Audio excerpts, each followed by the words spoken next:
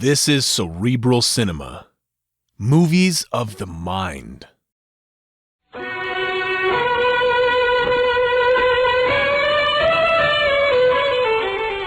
was there within the hour. I checked all the facts that were mentioned at the inquest, the footprints, the absence of physical injury, the facial contortion. He said there were no traces on the ground round the body. He didn't see any. I did. Footprints? A man's or a woman's? Mr. Holmes, they were the footprints of a gigantic hound. And so began perhaps the most terrifying of all the adventures of Sherlock Holmes. My name is Watson, Dr. Watson, and it was my privilege to share them. But if ever I felt it a doubtful privilege, it was in this our encounter with the Hound of the Baskervilles. I will tell you what happened. In the fog last week, I caught this dreadful cold. Please excuse me.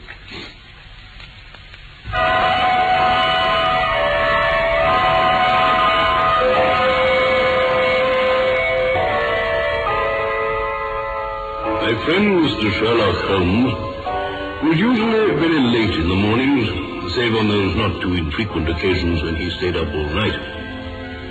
One morning, it was in the autumn of 1889, he was seated at the breakfast table in his dressing gown. I was standing on the hearthrug, looking at a stick which a visitor had left at our Baker Street rooms the night before.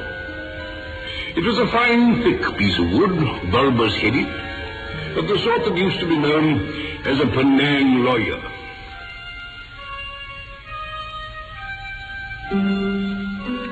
Hey, Watson, what do you make of that stick? We missed its owner yesterday and had no idea of his errand, so this accidental souvenir assumes some importance. Let me hear you reconstruct the man by an examination of it. Just follow my methods. I think he's an elderly medical man. Why? Because the inscription on the silver band to James Mortimer, M.R.C.S., from his friends of the CCH, 1884. Excellent. What else? I say he's a country practitioner who does a great deal of his visiting on foot. Oh, why then? Well, because the thick iron ferrule has been worn down and the whole stick has been terribly knocked about. I can't see a town doctor carrying it. Perfectly sound. And what about the friends of the CCH? I think that's the, something hunt, whatever the local hunt's called. He's probably helped them professionally, and they gave him this stick in return. Really, Watson, you excel yourself. Most stimulating. Oh, Holmes. And now that I've finished breakfast, I'd like to have a look at that stick myself. Just hand me over my convex lens, will you? Yes. Thank you. Now, let me see. I'm afraid, my dear Watson, that most of your conclusions are erroneous. Not that you're entirely wrong. The man is certainly a country practitioner. Oh, then I was right. To that extent. Where did I go wrong, then?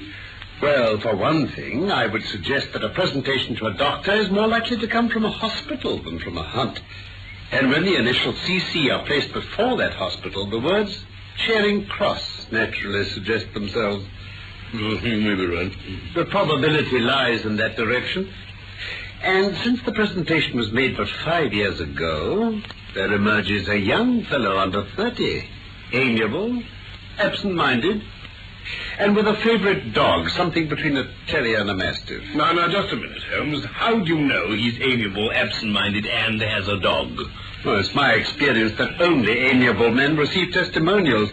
And he was absent-minded enough to leave his stick here yesterday. Oh, true. Well, what about the dog? Look at the teeth marks on the stick. See? As I say, they're too broad for a terrier, not broad enough for a mastiff. Let me take it over to the light. Oh, yes, by Jove, it's a curly-haired spaniel. My dear fellow, how can you possibly be sure of that? Simply by looking out of the window. Dog and owner on our very doorstep. He's a tall, thin man, a bit bent at the shoulders. Oh, yes, and his frock coat's a bit worn. Come in. Ah, you have my stick. I'm so very glad. I wasn't sure whether I'd left it here or in the shipping office. I wouldn't lose that stick for the world. A presentation, I see. Yes, sir. From Charing Cross Hospital? Yes. Ah, then we're not so far wrong. Dr... Mortimer. James Mortimer. Yes, sir. I'm now in practice in Devon, at Grimpen, on Dartmoor. I came to you because I am confronted with a most serious and extraordinary problem. I have in my pocket an old manuscript. I observed it as you entered the room. It's a family document. It was committed to my care by Sir Charles Baskerville, who died some 3 months ago in Devon. Ah, yes, I remember reading about that. Mr. Holmes, until his sudden and tragic death, Sir Charles was a patient and also my personal friend. He was strong-minded, shrewd, practical, and as unimaginative as I am. But he took this document very seriously and was prepared for just such an end as eventually did overtake him. What's in the document? A certain legend that runs in the Baskerville family. It tells the story of the death of Hugo Baskerville, who held the manor at the time of the Great Rebellion. Hugo, Mr. Holmes, was a wild, profane, and godless man. His name was a byword in the West. It happened that he fell in love with the daughter of a yeoman who held lands near the Baskerville estate. This girl avoided him, and one Michaelmas he stole down upon the farm with 5 or 6 wicked companions and carried her off to the hall. They put her in an upper room and sat down to a long carousal. The girl, in the stress of her fear, climbed down the ivy that still covers the south wall and set off homeward across the moor. Go on. Some time later, Hugo went upstairs to see his captive and found her gone. And here I think I must quote the manuscript itself. Then it would seem he became as one that hath a devil, for rushing downstairs into the dining hall, he sprang upon the table, flagons and trenchers flying before him, and he cried aloud before all the company that he would that very night render his body and soul to the powers of evil, if he might but overtake the wench. And at that, Mr. Holmes, this wicked man ran from the house and had his groom saddle his horse and unkennel the pack. You mean you put the hounds on her? He did. He gave them the girl's handkerchief and set off full cry in the moonlight over the moor. But good heavens, didn't the others try and stop him? Well, they just seemed to have stood there, stupefied. But then some sense came back into their minds and they rode off after him. They found Hugo Baskerville's black mare dabbled with froth and riderless. They found the hounds wintering in a cluster at the head of a dip. 3 of the boldest riders, or maybe the most drunken, rode down into the dip. And there they found the unhappy girl lying dead with fear and fatigue. Poor girl. But it wasn't that raised the hair on their heads. Let me quote the actual words again. It was that standing over Hugo and plucking at his throat, there stood a great foul thing, a black beast, shaped like a hound, yet larger than any hound that mortal eye had rested upon. And even as they looked, the thing tore out the throat of Hugo Baskerville. Then, as it turned its blazing eyes and dripping jaws upon them, the 3 shrieked with fear and rode for dear life, still screaming, across the moor. One, it is said, died that very night of what he had seen, and the other 2 were but broken men for the rest of their days. The writer ends by counseling his descendants never to cross the moor in those dark hours, as he puts it, when the powers of evil are exalted. Great heavens. Now we come to something a little more recent. The death of Sir Charles Baskerville in June of this year. Let me say at once that Sir Charles was a man of very different mould from his infamous ancestor. Many people had good reason to bewail his untimely end. It was sudden, you say? Indeed, yes. Not that his health had been good for some time. There was an affection of the heart showing itself in breathlessness and nervous depression. Was he a married man, Dr. Mortimer? He was a widower and childless. He lived very simply. His indoor servants at Baskerville Hall consisted of a couple named Barrymore, who acted as butler and housekeeper. They corroborated my own evidence at the inquest about his health. What happened? Well, the facts are quite simple. Every night before he went to bed, Sir Charles used to walk down the famous yew alley of Baskerville Hall. On the 4th of June, he declared his intention of starting for London the next day and told Barrymore to pack for him. That night, He went for his walk as usual and never returned. Who raised the alarm? Barrymore, the butler. He found the hall door open, became alarmed, and went out with a lantern. Halfway down Yew Alley, there's a gate that leads out onto the moor. Sir Charles's footprints led there, and there was evidence that he had stood there for a while.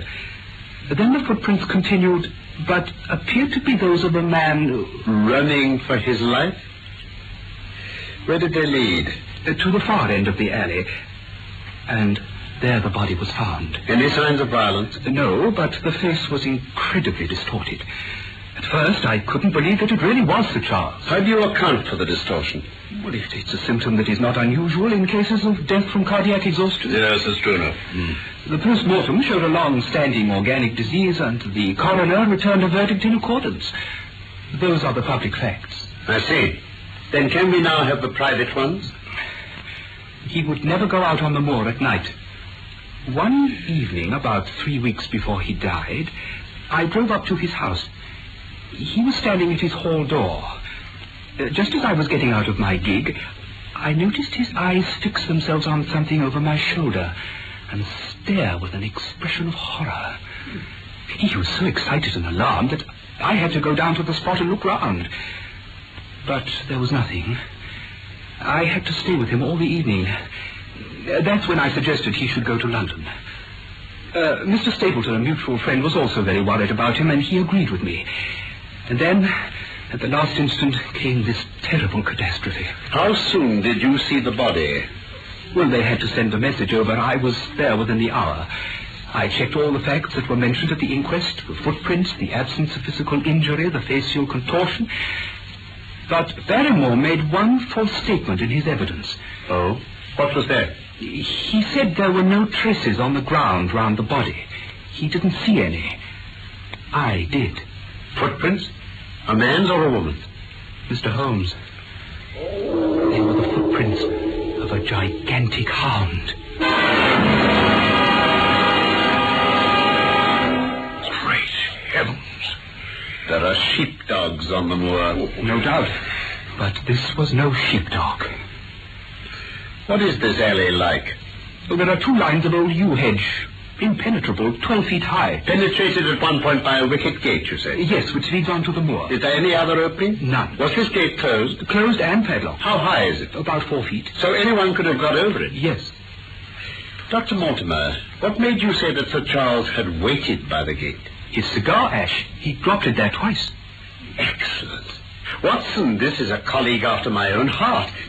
Mr. Holmes, several people have seen a creature on the moor. Something that couldn't be any animal known to science. A huge creature.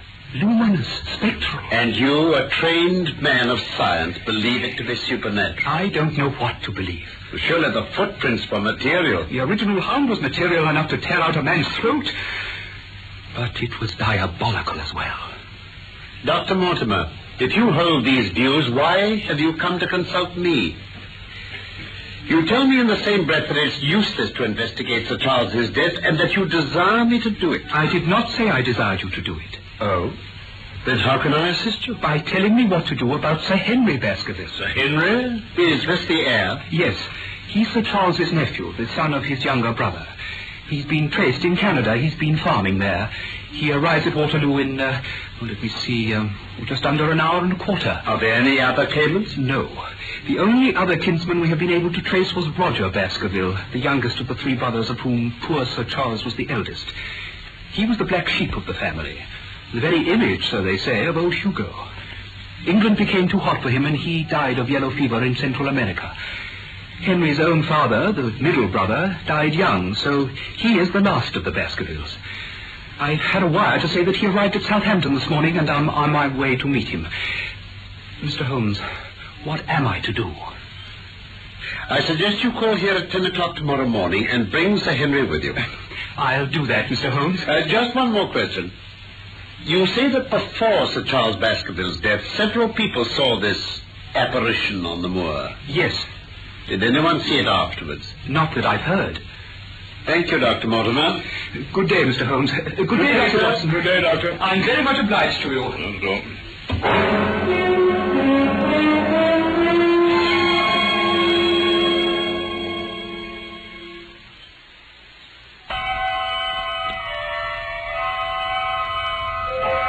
The next morning, our clients were punctual. As the clock struck 10, Dr. Mortimer was shown up, followed by the young baronet, a man of about 30, sturdily built, with the weather-beaten appearance of one who has spent most of his time in the open air. This is Sir Henry Baskerville. How do you do, Mr. Holmes? Sir Henry. Dr. Watson. You know, the strange thing is, if my friend here hadn't proposed coming round to you this morning, I'd have come on my own. But it was this letter, if you can call it a letter. It reached me by the first post. Sir Henry Baskerville, Northumberland Hotel, Charing Cross. Who knew you were going to stay there? Well, no one. We only decided after I met Dr. Mortimer. But presumably he was already staying there. No, sir, no. I've been staying with a friend. There was no possible indication that we intended to stay at that hotel. I see. Oh, somebody seems to be deeply interested in your movements. May I read the letter? Oh, please do. As you'll see, it's only a single sentence. I notice it's made up of printed words pasted onto a sheet of foolscap.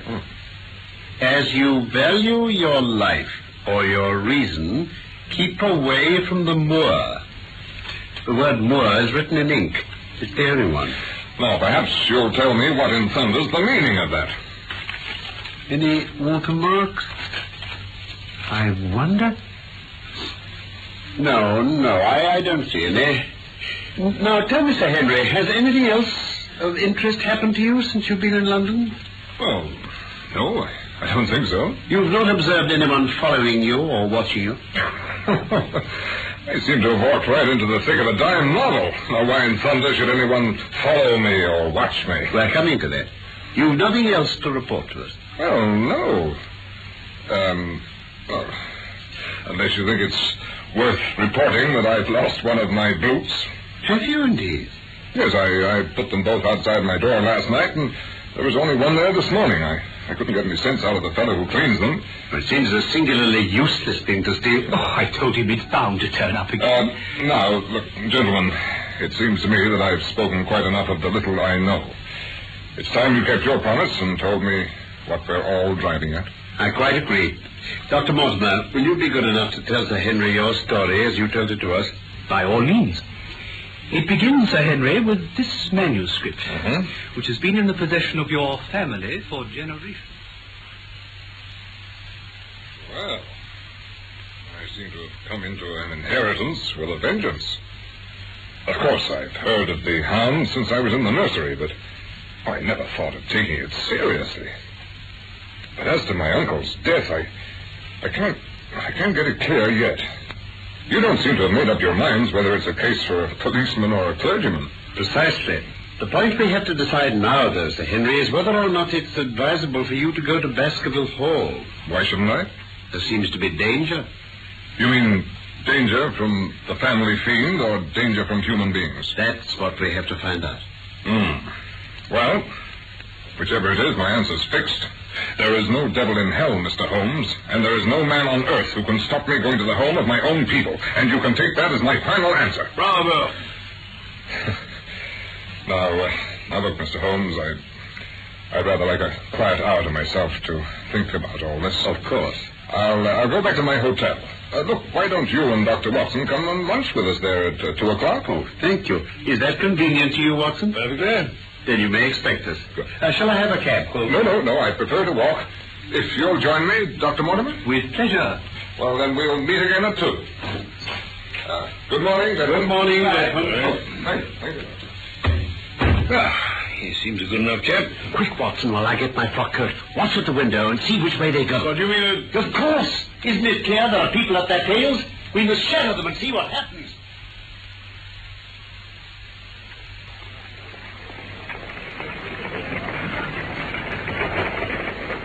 Careful, Watson. They've stopped to look in the shop window. We'd better do the same. No, wait. Look at that handsome cab. It has stopped as well. It's following them. That's our man. In the cab? Yes. Let's get a look at him. Oh, curse it. He's seen us. He's shouting to his cabby. Let's run off. Oh, useless. They've got too good a start. Oh, Watson. If you're an honest man, you can record this and set it against my successes. Who was the man? I've no idea. Did you see his face? All I saw was a big black beard. Quite so. Probably a false one to conceal his true features. He is at a disadvantage now. You mean he's put himself in the power of the cabman? Exactly. What a pity we didn't get the number. My dear Watson, clumsy as I have been, you surely don't imagine that I neglected to get that. 2704 is our man. We must find out by wire the identity of the cabman and arrange to question. Well, what about Sir Henry and Dr. Mortimer? Oh, there's no point in following them now. Come, Watson, the nearest telegraph office, and then we can drop into one of the Bond Street picture galleries until they're due at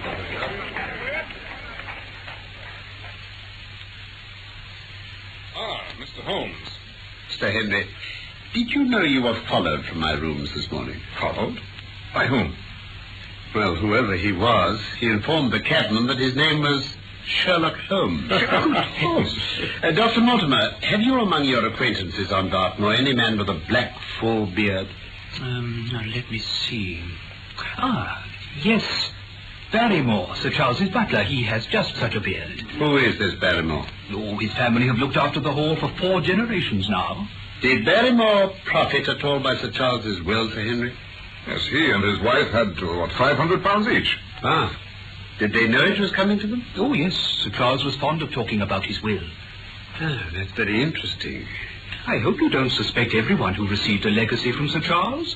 I myself was left £1,000. Indeed. And anyone else? There were a number of small bequests to individuals and charities. The residue all went to Sir Henry here. Sir Henry, how much was the residue? £740,000. Really? I had no idea that so gigantic a sum was involved. It's a stake for which a man might well play a desperate game. One more question, Dr. Mortimer. If anything happened to our young friend here, you'll forgive the unpleasant hypothesis, who would inherit the estate? Some distant cousins named the Desmonds. James Desmond is an elderly clergyman in Westmoreland. I see. Tell me, Sir Henry, have the mysterious events of the last few hours caused you to change your mind about Baskervilles Hall? Mr. Holmes, they have just made me all the more determined to go down there the very first moment I can. Then I only make one provision. You certainly must not go alone. Dr. Mortimer's going with me. But Dr. Mortimer has his practice to attend to, and his house is miles away from yours. With all the goodwill in the world, he may not be able to help you. No, Sir Henry, you must take somebody with you. A trusty man who'll be always by your side. Well, could you possibly come yourself, Mr. Holmes? If matters come to a crisis, I should endeavor to be present in person. But my extensive practice and the constant appeals that reach me make it impossible for me to be away from London indefinitely. No. Well, whom would you recommend, then? If my friend Dr. Watson would take it. There is no man better worth having at your side when you're in a tight place. No man can say so more confidently than I. Oh, Holmes. Well, now, that's real kind of you, Dr. Watson. But if you'll come down to Baskerville Hall and see me through, I'll never forget it. I'll come with pleasure. I don't know how I can employ my time better. Excellent. Now, Watson, you will report very carefully to me. When a crisis comes, as it will do, I will direct you how to act. Yes. Could you start by Saturday? Does that suit, Dr. Watson? Oh, perfectly. Then on Saturday, unless you hear to the contrary, we shall meet at the 10:30 train from Paris.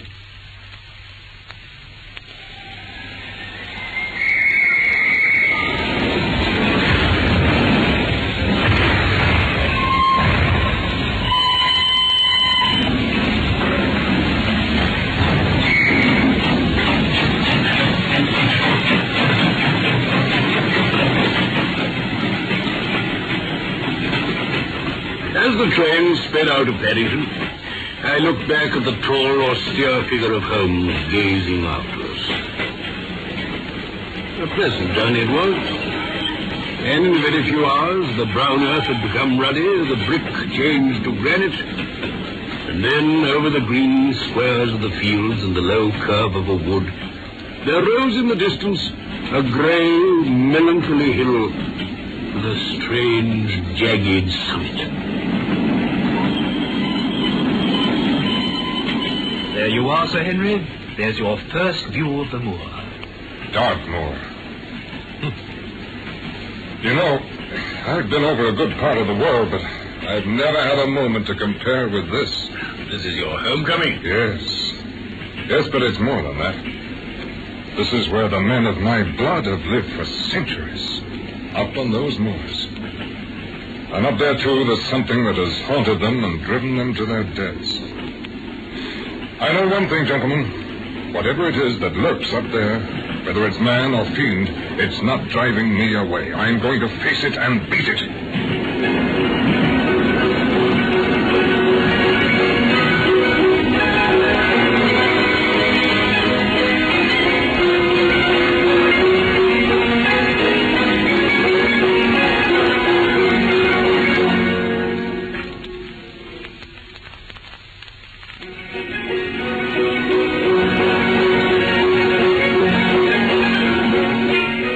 The Baskervilles must be one of the most famous stories of Sherlock Holmes from the inspired pen of Sir Arthur Conan Doyle. We're presenting it in 3 parts. You've just heard part 1. My name in real life is Norman Shelley. My old friend Carlton Hobbs played Sherlock Holmes, and I was Dr. Watson. Felix Felton wrote our script for this BBC production from London. I look forward to the pleasure of your company again very soon for part 2 of The Hound of the Baskervilles.